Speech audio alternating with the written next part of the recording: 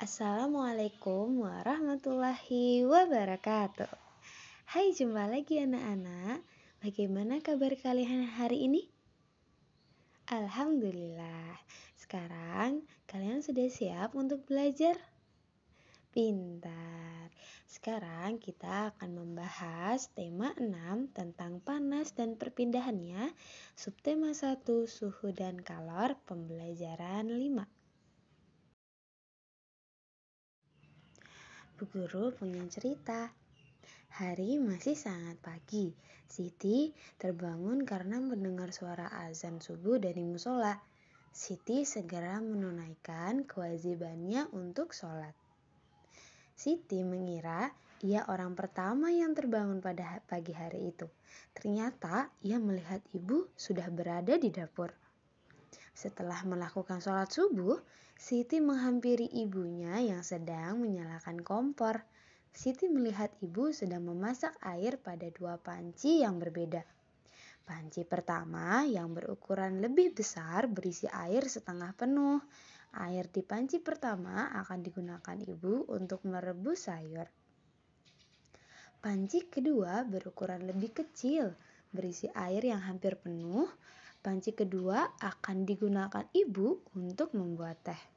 Siti menduga-duga, air dalam panci manakah yang akan mendidih lebih cepat?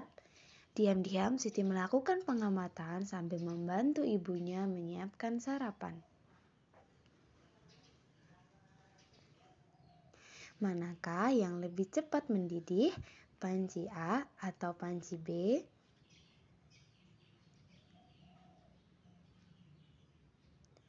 Bagaimana ukuran kedua panci tersebut? Tidak sama. Panci A ukurannya lebih besar dari panci B.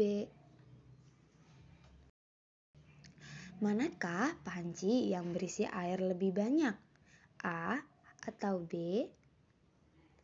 Ya, panci A berisi air lebih banyak. Ketiga, jika kedua panci berisi air itu dididihkan, panci manakah yang akan memerlukan waktu lebih lama untuk mendidihkan air di dalamnya? Panci A membutuhkan waktu lebih lama untuk mendidihkan air di dalamnya. 4. Mengapa air di panci A lebih lama mendidih? Jawabannya, karena panci A memiliki air yang lebih banyak. Sedangkan energi panas yang diberikan dari kompor panci A itu sama dengan energi panas yang diberikan dari kompor panci B yang memiliki air yang lebih sedikit. Yang kelima, bagaimana hubungan antara energi panas yang dibutuhkan untuk mendidihkan air dalam panci dengan suhu air di dalamnya? Dengan catatan air mendidih pada suhu 100 derajat Celcius. Jawabannya, semakin besar energi panas yang digunakan untuk mendidihkan air di dalamnya, maka semakin tinggi yang menyebabkan air tersebut cepat panas atau mendidih. Apakah kesimpulan yang kamu dapatkan dari kegiatan di atas?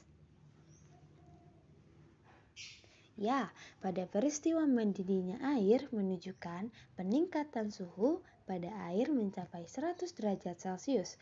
Hal ini berarti kegiatan yang berbeda membutuhkan energi panas yang berbeda pula. Manakah dari kegiatan berikut yang membutuhkan energi panas kalor yang lebih banyak? Mengeringkan pakaian yang basah atau mengeringkan pakaian yang setengah basah?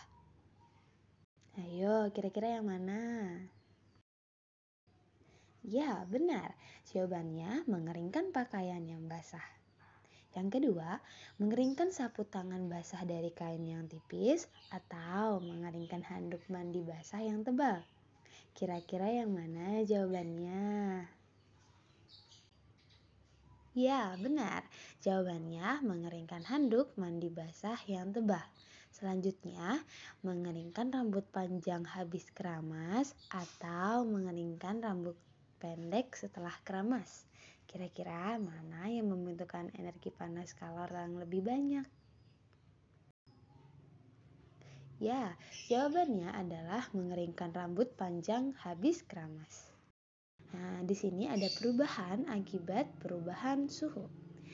Suhu menunjukkan derajat panas benda. Semakin tinggi suhu suatu benda, maka akan semakin panas benda tersebut. Suhu menunjukkan energi yang dimiliki oleh suatu benda. Energi panas dapat mengubah benda, pemuaian, ataupun penyusutan. Selanjutnya, di sini ada mengenai pemuaian. Apa itu pemuaian? Pemuaian panas adalah perubahan suatu benda yang dapat menjadi bertambah panjang, lebar, luas, atau berubah volumenya karena terkena kalor atau panas. Yang kedua adalah penyusutan. Apa itu penyusutan?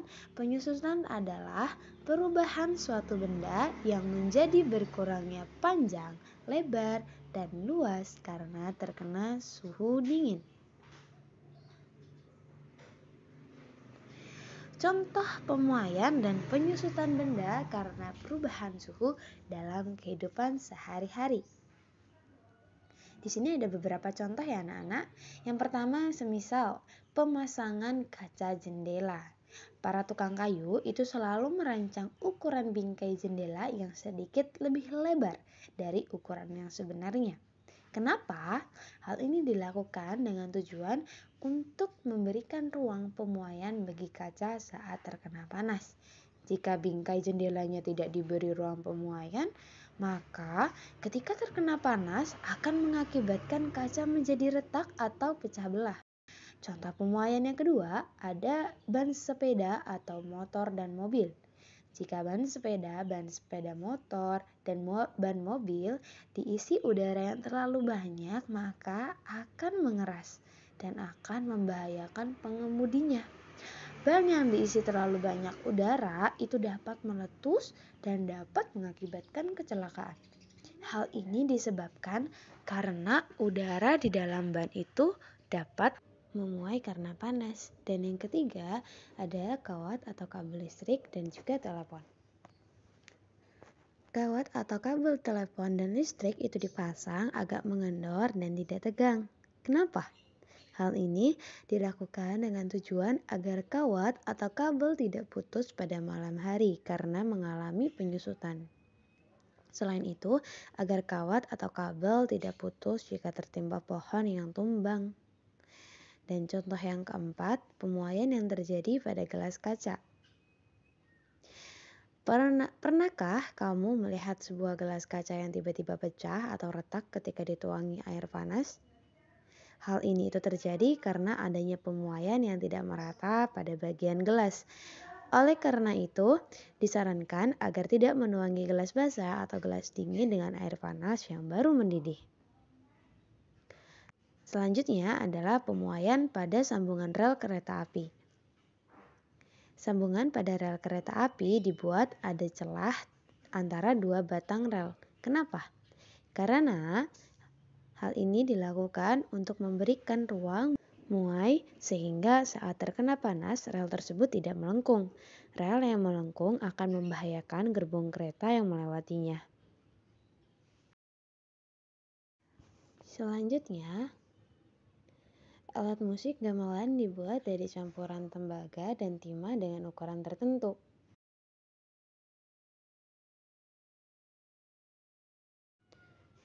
Ukuran dan perbandingan antara kedua logam tersebut itu dapat menghasilkan suara yang berbeda. Campuran logam itu harus dipanaskan dengan suhu tinggi agar mencair dan mudah dibentuk. Proses ini disebut dengan yang namanya peleburan. Selanjutnya ada lagu Cincang Keling. Di sini ada tugas untuk melengkapi tabel. Contoh, nama lagunya apa? Cincang Keling. Asal daerahnya dari Jawa Barat. Untuk tangga nada yang dimainkan atau yang digunakan adalah slendro. Kesan yang didapatkan pada saat mendengarkan lagu ini adalah gembira. Nah, untuk arti lirik dari syair lagu Cincang Keling. Klek dengklek buah kopi raranggeuhan, artinya bunyi tertabuhan buah kopi bertangkai-tangkai. Keun anu dewe ulah pati diheureuyan. Biarkan, itu milikku, jangan sering diganggu. Cing cakeling manu cingkleng cindeuten. Ingatlah manusia, hati harus selalu tenang. Plos kakolong Bapak Satar buleunang, agar mendapat dunia yang penuh rahmat. Pat lapat katinggalan masih tebih kene pisan. Jangan sampai ketinggalan walau masih jauh, dan seterusnya. Terima kasih dan sampai jumpa.